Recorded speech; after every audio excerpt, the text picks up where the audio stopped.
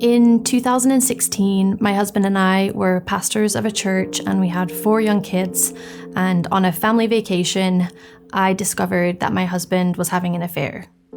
We were actually in the house with the person that Gabriel had the affair with. And so immediately I ran out of that house. Gabriel caught up with me at that moment and he was apologizing. And I was like, I want to hurt you right now. In that season, being pastors of a church, we had elders that we needed to share the story with, and Gabriel confessed to them. And their response was that we needed to be removed from leadership immediately.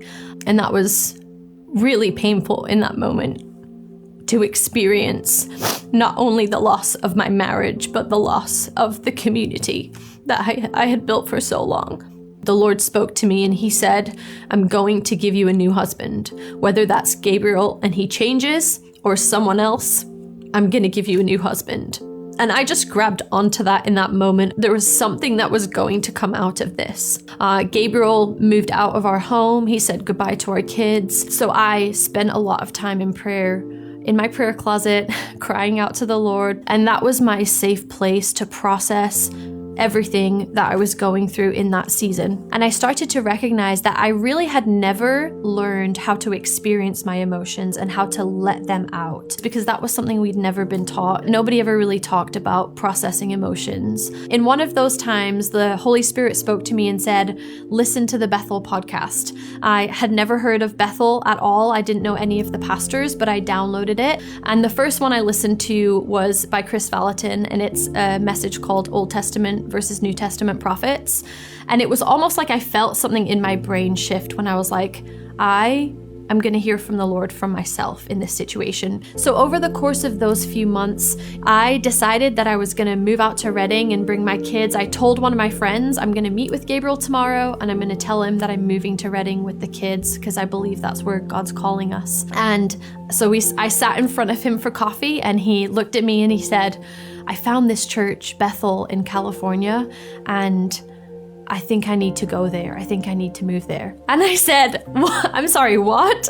How do you know what Bethel is? Like, I had no idea. He told me that right when the affair happened and he left our house, he went to the only friend that he had, and that person handed him Danny Silk's Culture of Honor. It just changed his life. And so he had been, over the course of 5 months, devouring Bethel's stuff, and neither of us knew that we even knew about Bethel. We started doing marriage counseling, but still living separately.